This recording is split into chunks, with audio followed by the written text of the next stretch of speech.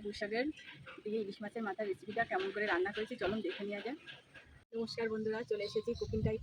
তা দেখুন বন্ধুরা, আজকে আমি পুঁইশাকের তরকারি রান্না করব ইলিশ মাছের মাথা দিয়ে। আপনাদের দাদা বাজার থেকে একটা বড় সাইজের ইলিশ মাছ কিনে নিয়ে এসছে। এই যে দেখুন, মাছের মাথাটা দিয়ে আজকে ইলিশ পুঁইশাকের তরকারি করবো। এই যে দেখুন, বড় সাইজের ইলিশ 600-700 গ্রাম ওজন হয়েছে। এই যে দেখুন আমার পুঁইশাকটা আমি কেটে ধুয়ে নেব। বন্ধুরা, এদিকে আমি পুঁইশাকটা সব কেটে নিয়েছি। পুঁইশাকের সঙ্গে আরও সবজি যাবে। এখানে দেখুন কুমড়ো আছে, বেগুন আছে, আলু আছে। আর এখানে আমি মাছটা লবণ হলুদে মাখিয়ে নিয়েছি। নুনটা ধরিয়ে দেবো।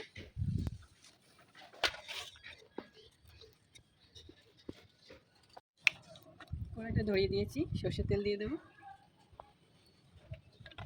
বন্ধুরা, আমি মাছটা 4 খণ্ড করে নিয়েছি। এই যে অনেকে ইলিশ মাছের পুঁইশাক দিয়ে ছেঁচড়া বলে, অনেকে চচ্চড়ি বলে, আমি তরকারি বললাম। বাঙালিদের কিন্তু বন্ধুরা এটা সবথেকে একটা প্রিয় খাবার।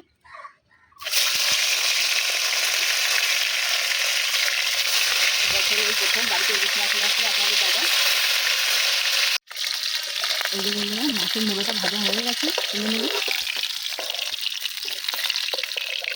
তেলে আমি সবজিগুলো একটু ভেজে নেব।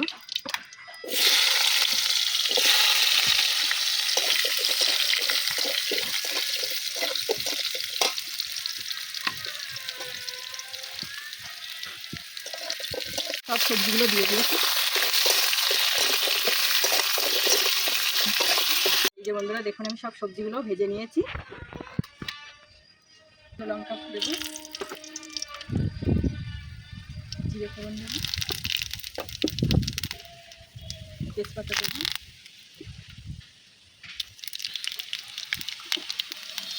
কেটে রাখা পুঁইশাক দিয়ে দেবো।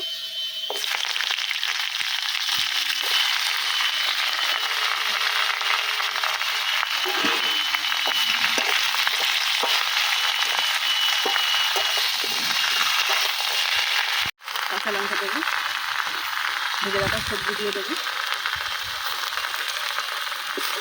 বেগুনটা এখন দেবো না।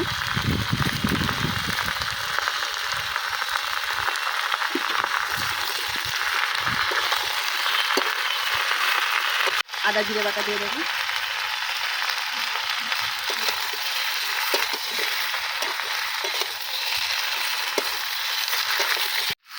লবণ দিয়ে দেবো।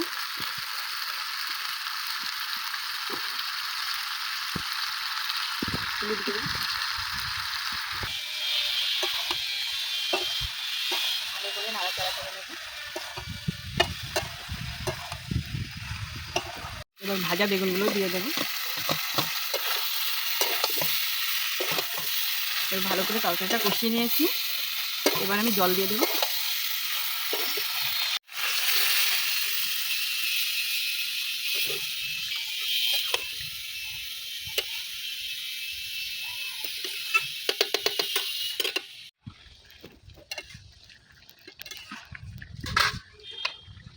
এই যে বন্ধুরা, মাছের মুড়োটা দিয়ে দেবো।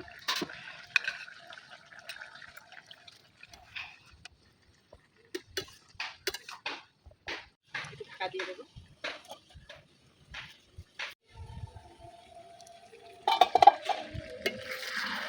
এই যে দেখুন বন্ধুরা, আমার ইলিশ মাছের মাথা দিয়ে পুঁইশাকের তরকারিটা হয়ে গেছে। খুব সুন্দর লাগছে দেখুন তরকারিটা।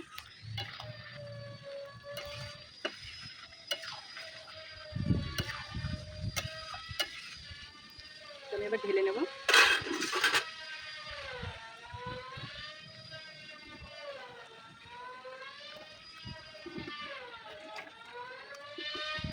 বন্ধুরা, হয়ে গেছে দেখুন কত সুন্দর হয়েছে। রান্নাটা দেখি খেয়ে কেমন হয়েছে।